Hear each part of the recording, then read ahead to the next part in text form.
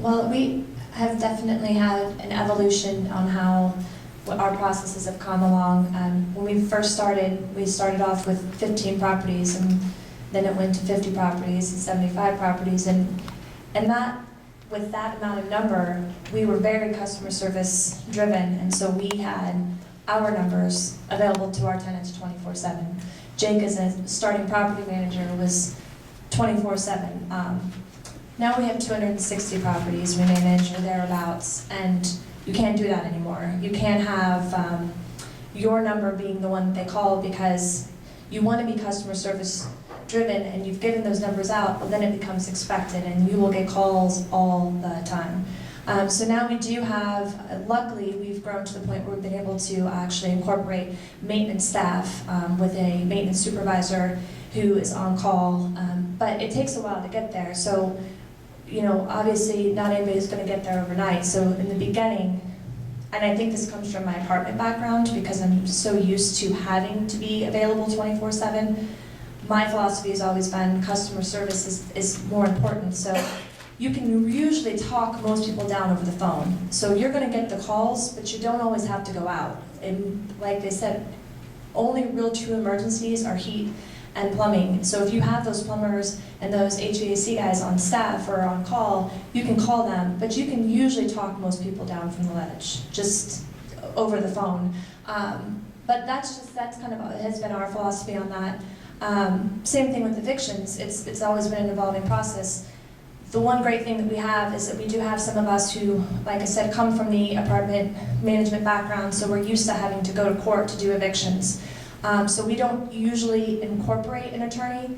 Unfortunately, there's certain rules that go along with evictions because we're a business. So we cannot represent, or anybody who's an actual LLC or business cannot represent a tenant, or I'm sorry, a homeowner for more than $1,500. So if you're going to evict for rent, most of us can just go do that for our clients. And that's a service that we provide, and I think that's what's really helped us grow because most people are scared of that more than anything else.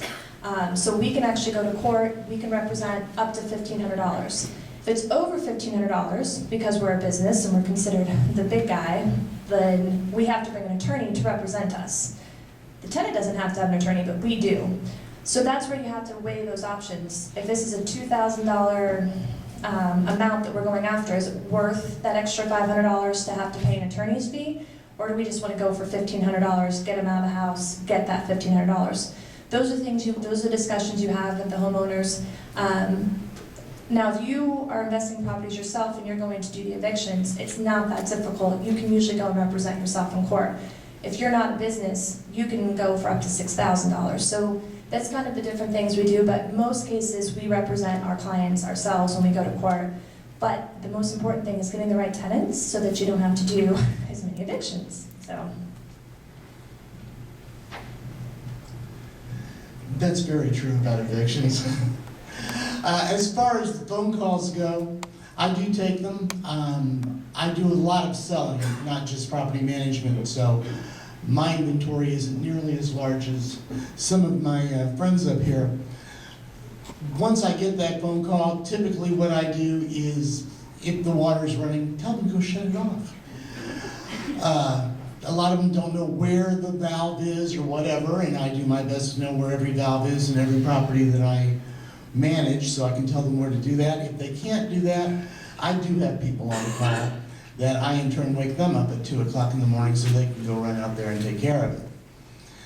When it comes to evictions, I too use an attorney many times, but the majority of the time, with the exception of Pike Township that won't let property managers go in there anymore, I do it myself.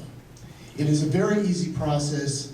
The judges are very, very fair. Small claims court is a court of equity more so than a court of law. They want to be fair, they want to do what's right.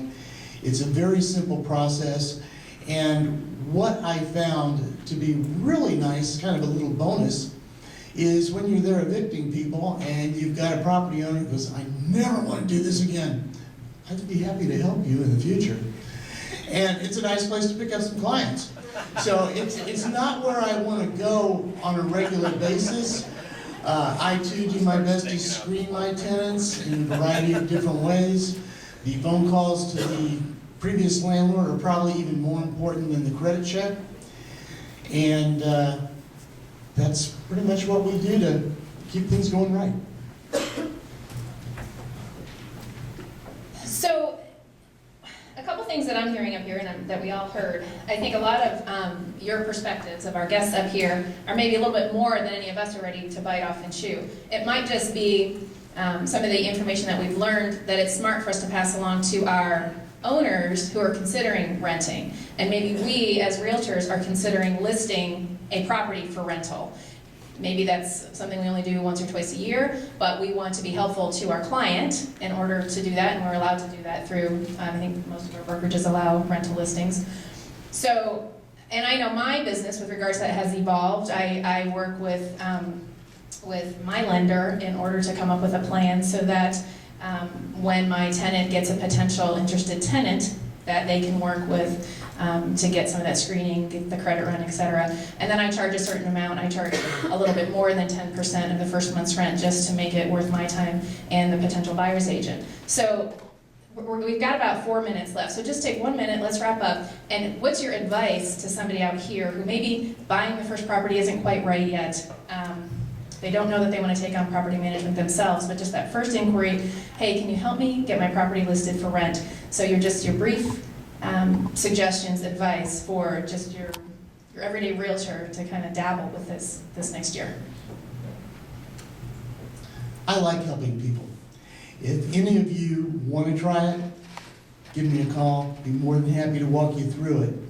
What I normally tell people that I'm close to and my realtor family, go ahead and try it. If you find that you can't lease it, if you find that you've leased it and you just are terrified of the management prospect, you've got my phone number, I'm there to help.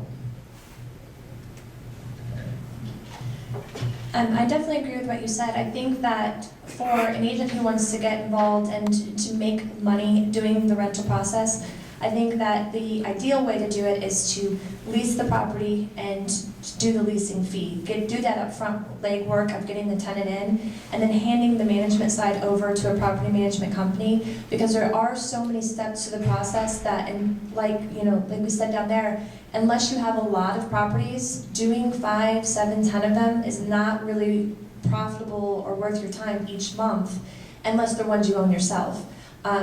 But you can make a lot of money going out and finding the tenant, leasing the process, doing all that upfront work, and also have it listed for sale at the same time. Because one thing that we do a lot is work with agents who have it listed for sale and for lease at the same time. There's no rule that says you can't do both. And whatever happens first, great. Hopefully you do sell the house, but if you lease it, you can still make money doing that and then decide, okay, I'm going to pass this over and have somebody else manage it and go from there. Yeah, I guess just to touch on sort of the two sides, representing the tenant or getting that phone call that they want to go see rentals. I found that at least 50% of those phone calls, those tenants are new to Indianapolis, and you will be the first real estate agent that they touch base with. So just going back to the fact of only making a small amount to show those rentals, I've made a fairly good living on showing rentals for the most part thus far.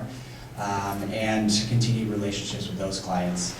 From the seller side, I would just say it's kind of a chance to be the super agent.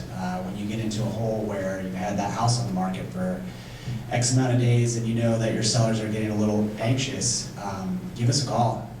Let the sellers know there's another option for them to make income. They don't have to get underwater or if they're transferred for a job, have to leave this house here. There's a way for them to make income and at least get their mortgage paid until the time that you can sell the house. So instead of looking like the agent that can't sell the house, be the super agent and bring another, off the wall idea to them and let them know there's another way. So I would recommend if you're getting started in this and you're working with a seller, connect with a lender, somebody that can check their credit, can help you screen through that process. That's the most important thing as you start out.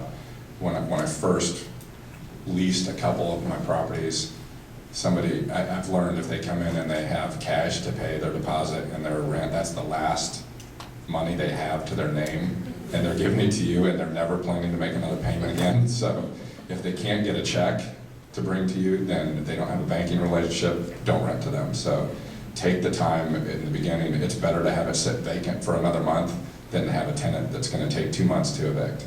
So I would say that's the most important as you start out. If you're working with the owner, tell them not to go for the first thing. Screen ahead of time. It's better to get good tenants than to evict. So. Yeah, really just kind of echoing what you've already heard.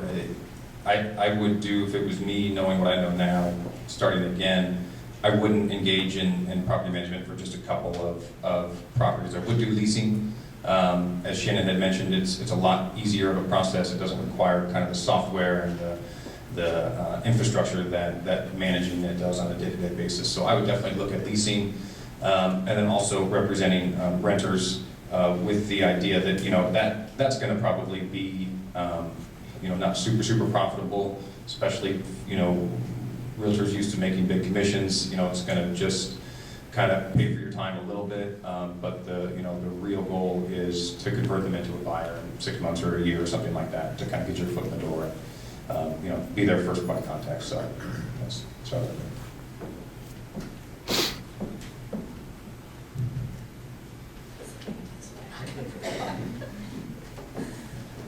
Thank you very much. Can we get a round of applause for our guests today?